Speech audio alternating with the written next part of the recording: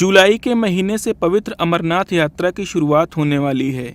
इसको लेकर जम्मू कश्मीर की पूर्व सीएम और पीडीपी चीफ महबूबा मुफ्ती का बयान सामने आया है। उन्होंने पार्टी के कार्यकर्ताओं से इस यात्रा का समर्थन करने के लिए कहा है। महबूबा मुफ्ती ने कहा कि तीर्थयात्रियों की सेवा करके देश को कश्मीरियत दिखाने का ये सुनहरा मौका है। हमारे अपने जो हमारे वर्कर है, कारकुनान है, उनको ये हिदायत दें कि जो आने वाली यात्रा है उसमें वो बढ़ चढ़ के हिस्सा लें। जो यात्री हैं हमारे, वो मेहमान होते हैं हमारे, उनकी देखभाल में, उनकी मदद करने में कोई कमी पेशी नहीं रहनी चाहिए। ये हमारी रिवायत है। पहले भी जम्मू कश्मीर बिलखुसूस वादी एक ऐसी जगह रही है जिसने हमेशा भाईचारे का पैगाम दिया है, और आज ये जो यात्रा हमारे लिए सुनहरी मौका है कि हम पूरे मुल्क को एक बार फिर याद दिलाएं कि जम्मू कश्मीर की जो कश्मीरियत है वो किसको कहते हैं। इससे पहले 20 जून को पवित्र अमरनाथ यात्रा की तैयारियों का जायजा लेने के लिए नेशनल कॉन्फ्रेंस के मुखिया फारूक अब्दुल्ला ने बालटाल का दौरा किया। मौजूदा समय में फारूक अब्दुल्ला श्रीनगर गंदरबल लोकसभा क्षेत्र से सांसद हैं। बालटाल इसी संसदीय क्षेत्र का हिस्सा है। उन्होंने बालटाल और यात्रा मार्ग के विभिन्न हिस्सों में आपदा प्रबंधन की तैयारियों पर भी एसडीआरएफ के अफसरों से चर्चा की। मुझे खुशी और उम्मीद करता हूँ कि यात्रा अच्छी तरह से होगी और कोई मुश्किल नहीं होगी, और ऊपर वाले से, अल्लाह से भी दुआ करता हूँ कि कोई ऐसा हादसा न हो जिसमें कि जैसे बादलों का हो जाता है, बारिश ज़्यादा पड़ती है, लैंडस्लाइड्स आती हैं, अल्लाह करे कि वो ना हो, और यात्री 2 महीने में ये अच्छी तरह से यात्रा करें, अमन से यात्रा करें और यहाँ से दुआएं अपने साथ ले जाएं। बता दें कि घाटी में अगले महीने अमरनाथ की पवित्र यात्रा शुरू होने वाली है। ऐसे में जम्मू कश्मीर की 2 मुख्य राजनीतिक पार्टियों का पवित्र यात्रा के समर्थन का ऐलान करना घाटी में आपसी सौहार्द की नई मिसाल माना जा रहा है।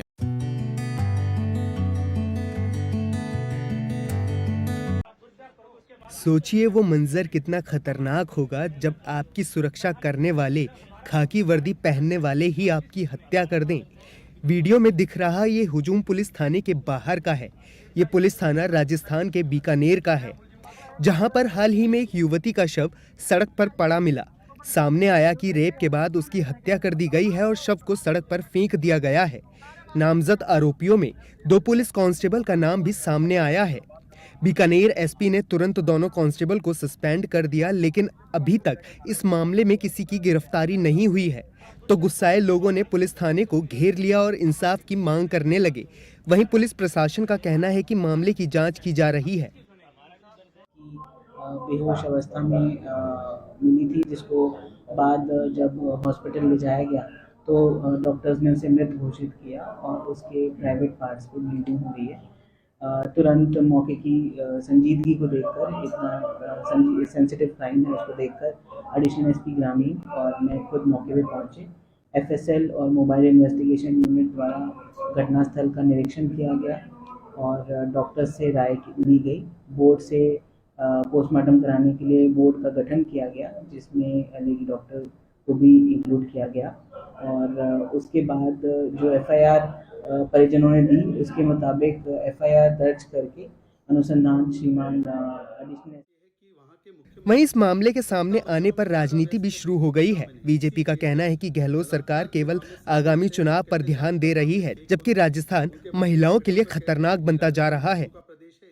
दलित उत्पीड़न के मामले वहीं से आते हैं, और दुर्भाग्यपूर्ण बात यह है कि वहां के मुख्यमंत्री सत्ता बचाओ में ज्यादा व्यस्त है, बेटी बचाओ में नहीं। इसीलिए जब बलात्कार के मामले सामने आते हैं तो कहते हैं ज्यादातर मामले फेक होते हैं। उनके मंत्री खड़े होकर कहते हैं कि राजस्थान मर्दों का प्रदेश है, इसलिए बलात्कार होना लाजमी है, और जो लड़की हूं लड़ सकती हूं का खोखला नारा देती हैं प्रियंका वाड्रा, जो देश भर में भ्रमण करती है महिला सशक्तिकरण को लेकर, वो कभी भी राजस्थान में इस प्रकार की घटनाओं पर अपनी आवाज बुलंद नहीं कर पाती।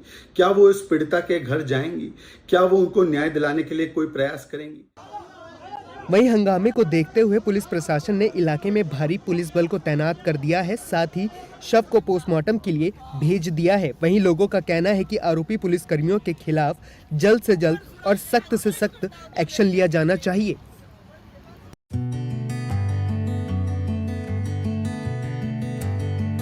चौदह अप्रैल 1912 वो तारीख जब विशालकाय अटलांटिक महासागर में टाइटैनिक जहाज डूब गया था। इसका मलबा ढूंढने की तमाम बार कोशिशें हुई हैं। ऐसी ही एक कोशिश करती पनडुब्बी अब गायब हो चुकी है। इस पनडुब्बी का नाम है द टाइटन। 18 जून की दोपहर जब इस पनडुब्बी ने समुद्र में गोता लगाया, उसके 1 घंटे 45 मिनट के बाद इससे संपर्क टूट गया था। इस पनडुब्बी में 5 लोग सवार थे और अब ना इन लोगों का पता चल पा रहा है और ना पनडुब्बी का। सर्च टीम लगातार इसकी खोजबीन कर रही है। दरअसल द टाइटन एक रिसर्च और सर्वे सबमर्साइल है। इसका इस्तेमाल समुद्र के अंदर जांच पड़ताल और खोजबीन के मिशनों के लिए होता है। मिशन के दौरान इसमें पायलट के अलावा 4 लोग रह सकते हैं। ये लोग सामान्य तौर पर आर्कियोलॉजिस्ट या समुद्र जीव विज्ञानी होते हैं। द टाइटन टाइटेनियम और कार्बन फाइबर से बना है। इसकी लंबाई 6.7 मीटर्स होती है और इसका वजन 10,400 किलोग्राम से ज़्यादा होता है। मोटा माटी इसमें 5 से 6 औसत आकार की गाड़ियां जितनी जगह होती है। इसमें 4 इलेक्ट्रिक थ्रस्टर डिवाइस होती हैं जिनकी मदद से ये पानी के अंदर ट्रैवल करता है। इसके अलावा पानी में निगरानी के लिए इसमें कैमरे, लाइट्स और स्कैनर्स होते हैं। द टाइटन को बनाने वाली कंपनी ओशियन गेट के मुताबिक ये पनडुब्बी 4000 मीटर यानी 13,120 फीट की गहराई तक जा सकती है। ओशियन गेट के मुताबिक टाइटन का व्यूपोर्ट सभी सबमरीन के मुकाबले बड़ा है और इस तकनीक के चलते ये समुद्र के अंदर बड़े इलाके पर नजर रख सकती है। इसमें कम्युनिकेशन के लिए एलन मस्क की स्टारलिंक सैटेलाइट टेक्नोलॉजी का भी इस्तेमाल किया गया है। स्थानीय समय के अनुसार 18 जून की सुबह 6 बजे इसमें 96 घंटे की बोतलबंद ऑक्सीजन थी। ओशियन गेट के एडवाइजर डेविड कॉनकैनन के मुताबिक यह ऑक्सीजन 22 जून तक चलेगी। लेकिन बड़ा सवाल यह है कि आखिर द टाइटन के साथ क्या गलत हुआ है। तो फिलहाल अभी साफ तौर पर कुछ नहीं कहा जा सकता, लेकिन एक्सपर्ट्स टाइटन में पावर फेलियर, कम्युनिकेशन सिस्टम की खराबी या फिर उसके टाइटैनिक के मलबे में फंस जाने की आशंका जता रहे हैं। टाइटैनिक का मलबा समुद्र तल से करीब 3,800 मीटर नीचे है, यानी करीब 12,500 फीट की गहराई पर। टाइटैनिक डूबे 110 साल से ज़्यादा वक्त हो गया है, लेकिन अभी भी इसके हिस्से समुद्र में बिखरे पड़े हैं।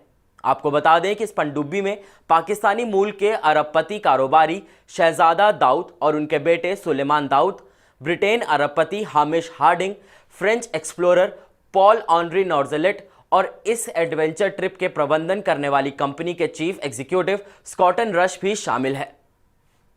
टाइटन पनडुब्बी के डूबने के लिए अमेरिका और कनाडा के एयरक्राफ्ट और शिप इलाके में खोजबीन कर रहे हैं, लेकिन काम मुश्किल है क्योंकि खोजने वाले को नहीं पता कि टाइटन पनडुब्बी समुद्र की ऊपरी सतह पर आई है या नहीं।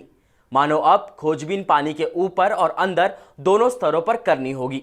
बचाव दलों के लिए एक ROV यानी रिमोटल ऑपरेटिव व्हीकल को जल्द से जल्द समुद्र के अंदर 6,000 मीटर की गहराई में भेजने की कोशिश की जा रही है। एक्सपर्ट्स का कहना है कि टाइटैनिक के मलबे और टाइटन पनडुब्बी में फर्क कर पाना भी मुश्किल होगा।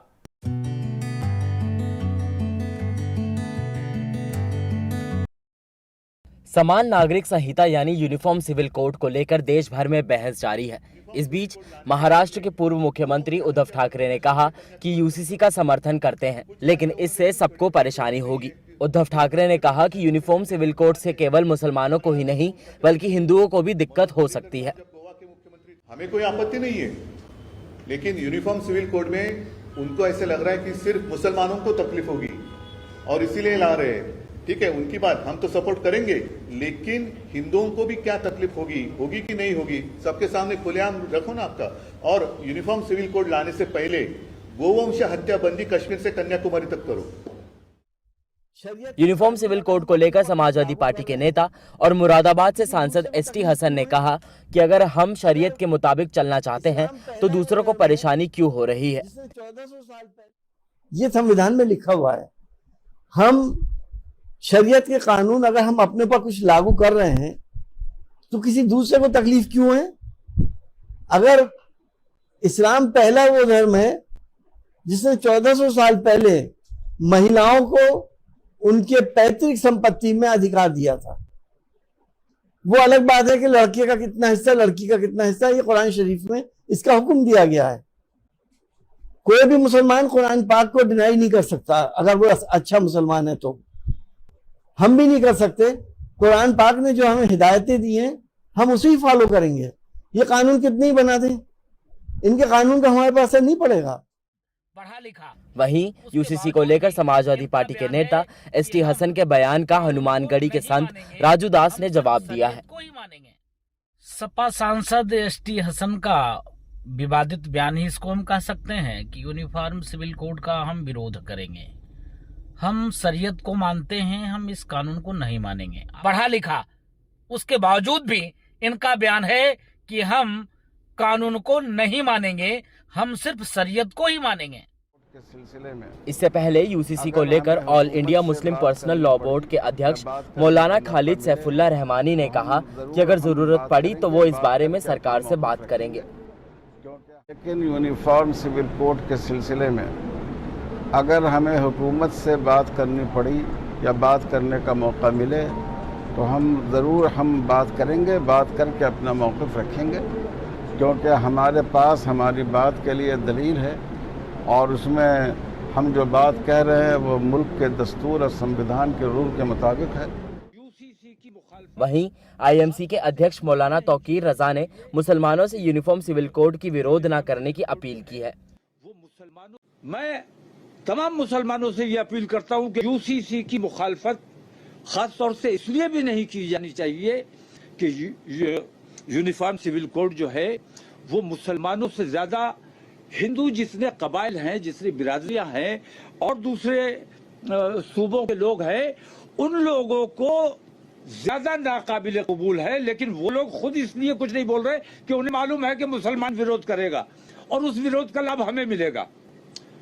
मैं मुसलमानों से कहता हूँ, एक बार विरोध जिनका नुकसान हो रहा है उनको करने दीजिए, हम उनका साथ देने के लिए तैयार हैं, लेकिन विरोध की कमान हम अपने हाथ में लेने को तैयार नहीं है। यूनिफॉर्म सिविल कोड पर सरकार ने दावा किया है कि अल्पसंख्यक समाज के लोग भी कह रहे हैं कि हम इस पर अग्रेसिव रुख नहीं अख्तियार करेंगे, लेकिन विपक्षी दलों ने बेकार में यूसीसी को लेकर हवा खड़ा किया है। Subscribe now and press the bell icon, never miss an update.